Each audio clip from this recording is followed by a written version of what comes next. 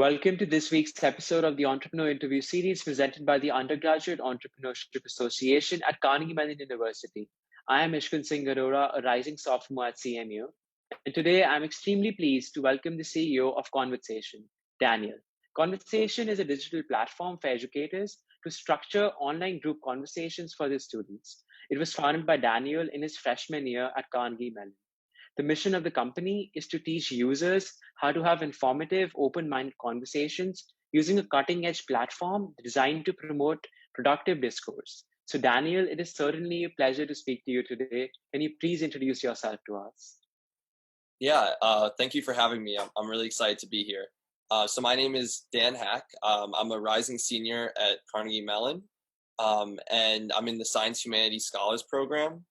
I founded Convertsation, as you mentioned, freshman year. It was kind of more of an idea back then. And then over the next few years, together with some really smart Carnegie Mellon engineers, we've built our platform.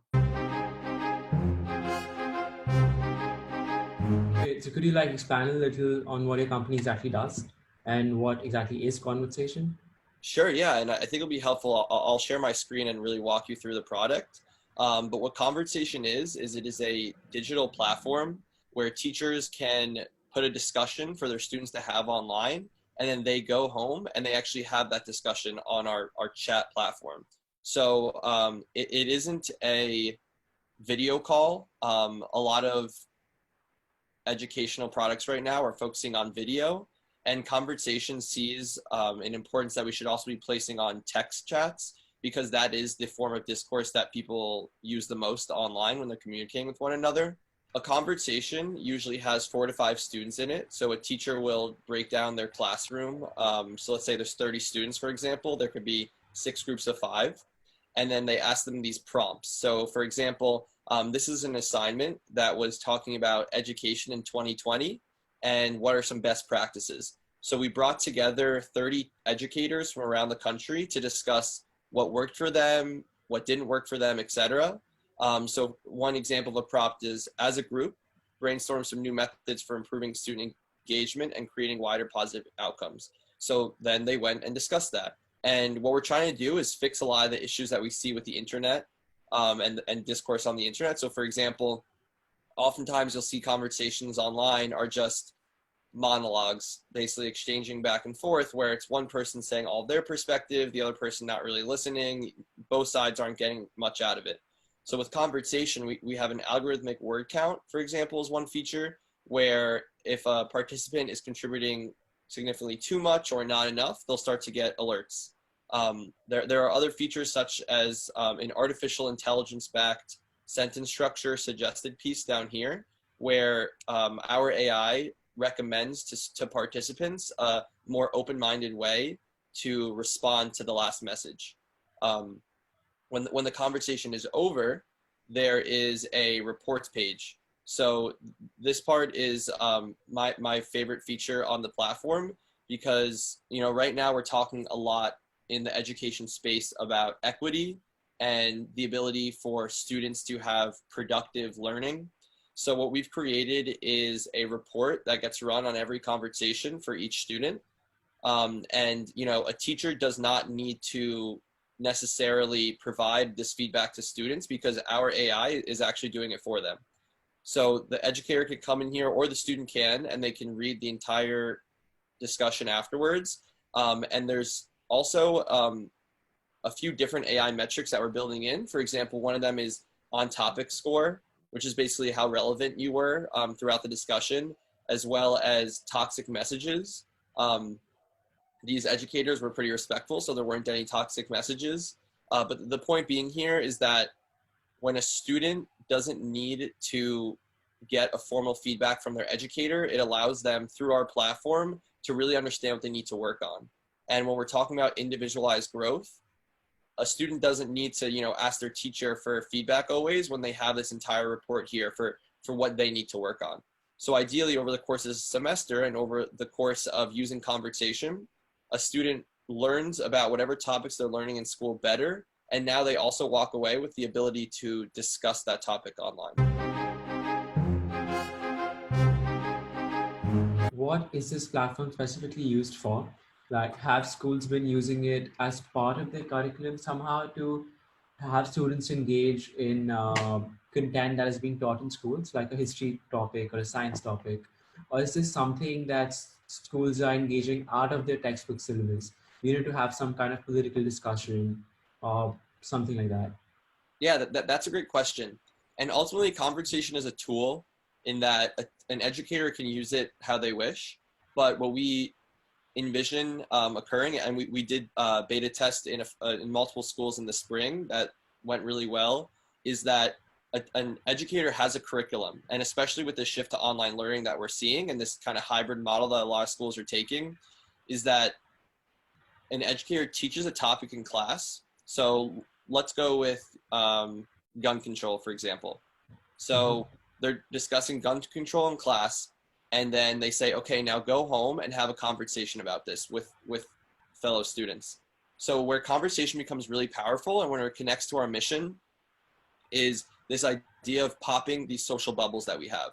And what we speak about a lot in this field is, this polarization that's happening on the internet, where people Mm. who believe one thing are only talking to those that also believe what they're believing already. Yeah. So they're Yeah. just becoming further polarized.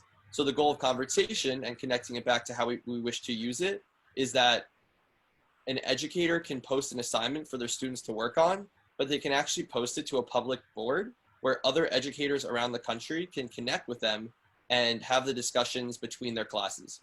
So to go to the example I was using, if a New York class where I live is teaching about gun control, it might be doing it differently than in a school that is in an area that is generally um, more pro guns.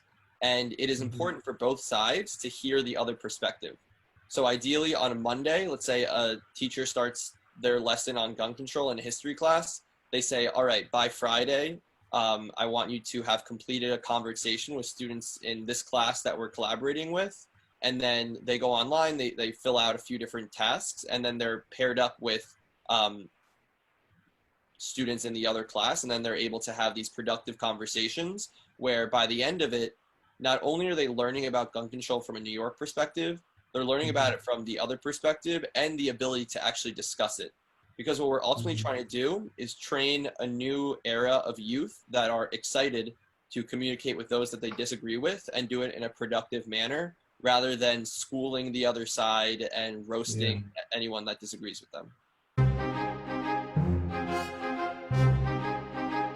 Okay, so you mentioned how you enable people from one area to collaborate with people from another area, of course, because you're online.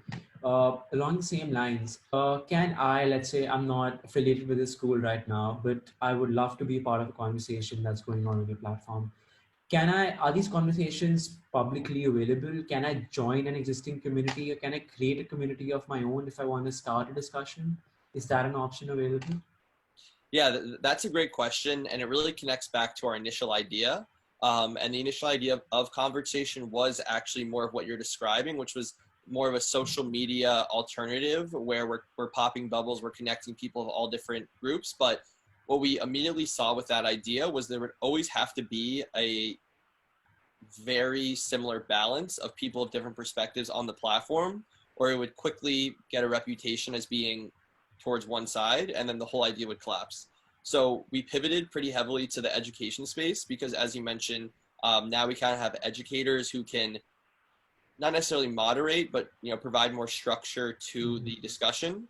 But further down the line, we would like to do exactly what you're describing, where we create conversations that are free to join from the public, and tackle kind of the already existing problems. Whereas with our education, we're trying to prevent more toxic discourse from occurring. Okay, so the brand image that you're building for yourself is a company that is eliminating polarization by promoting productive discussions, or is it specifically an education company that's helping students better grasp concepts that they wouldn't have gotten that they wouldn't have been interacting with each other earlier in school? Yeah, that's a great question. And it's funny because right now that's something that we're discussing a lot because conversation was created before COVID-19 was obviously a thing. And because of that, our messaging was very clear. We are a platform to encourage and to teach civil discourse skills. But now, there's been this shift to online learning on such a massive scale that we were expecting to occur, but by no means this quickly. So now a lot of our messaging and our branding also relates to the ease of use and how simple it is for educators. We've been very successful in getting the message across about how easy we are, because we were a platform created with teachers. Our entire advisory board consists of educators. So we kind of have two different messaging schemes put together, but they are very interconnected. We are a tool that engages students, that is easy for teachers to provide feedback to their students to set this up. It's just another really productive tool. But we're also trying to have this long-term effect of improving discourse online. And they really do go hand in hand. We're trying to engage students with the concept of learning and doing it in a productive manner. But then we hope that they also take those skills out into the real frontiers of social media. As far as your collaboration with schools is concerned, what does a collaboration with your platform look like? Is it that schools will pay you a subscription fee for a couple months, or do you tie up with schools per community or per chat room you create, or do you charge students and the school gets a sum, you get a sum? What exactly is going on there? Yeah, no. Okay, so our structure is different for high schools and colleges. So for high schoolers, and usually on the administration level, they would purchase a certain amount of subscriptions for their teachers. So for example, let's say we're a school, we want to try Convertsation out with 5 schools. It'd be a certain price per each teacher. And then the teachers would have unlimited students in their classes. In the college model, it's similar to how you would purchase a textbook, but for much cheaper, obviously. And a teacher says, okay, this semester we're using Convertsation. This is one of the required tools that you need to purchase for our class. However, I think it's really important to mention that the goal of Convertsation is to connect students of different backgrounds. And in order to do that, we need to understand that there is a socioeconomic barrier that makes it impossible to connect with large groups of students throughout the country. So what we've created is a matching program. We have a 501c3, the Convertsation Foundation, and we are going to be reaching out to schools that wouldn't have the resources to even look for a platform like us, because there's so many other pressures going on, and hopefully be able to provide them our services for free. And even with that, there are a lot of people that don't have computers and internet.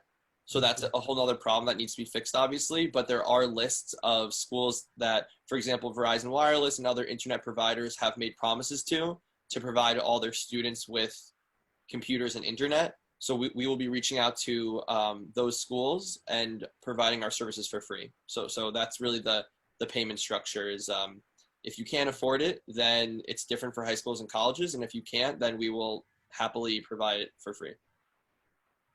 I think that's a beautiful thing to do. Like you're going out and actually helping the people who need this. And so you're not solely focused on just growing your company or your profits, but actually focus on helping people. And I think that's an amazing brand image to build and to believe in as a company and as the founder of the company. Another question that I have is that right now you're solely an online text-based platform. That's the only way people can communicate with each other. Do you have any plans of probably using video conversations in this as well? Or is that off the books for now? Yeah, no. So, we had the opportunity to be a video chat platform. And we made a very conscious decision to not go with video for a multitude of reasons that I'll jump into. So for example, what I was just touching upon with equity in education, are uncomfortable when they're communicating through video, whether it be because there's noise in the background, there's family members in the background, whatever it is. And we feel, and there's research to back this up, that through a text conversation, we've been seeing students become much more conversive, and they actually get a lot deeper in these discussions, which is ultimately one of our goals. Furthermore, if we talk about some of the topics that we want to jump into from a racial standpoint, from a gender standpoint, etc., stripping all of that and focusing just on the language and the text is really important when we're talking about bias. And it will make it, and what we've been seeing is that all these discussions are based purely off of the actual text and the conversation that's occurring, rather than all of these other factors that go into a video call. So one thing that we are going to be adding in is a voice to text capability, as well as a capability to click on a message and it reads out loud what it says. I think those are pretty solid reasons to justify that text is the way to go for a platform like yours. You did bring up competition in the previous response you just gave me. Along the same lines, this idea of yours, this company of yours, is the first of its kind that I've personally heard. But I'm sure there must be someone or the other doing something similar out there. Do you have competitors in this place? Do you have to really put yourself out there, or do you have the pioneer advantage in the market? So obviously education technology is not, a field that we're pioneering by any means. However, we do have a niche in the market that we're seeing that is hard for us to find anywhere else. We've done a lot of research trying to find direct competitors. This concept of focusing on civil discourse through text conversations and providing AI analysis and live feedback is not one that we have been able to find anywhere out there. But what we have seen are companies that through video calls will connect students who live in different parts of the country, kind of like a pen pal setup, trying to pop some of those bubbles, which we think is awesome. And like I mentioned, it's not even really a competitor, but more of a collaborative. We're all working to fix a similar problem, but we're just doing it in a very different way.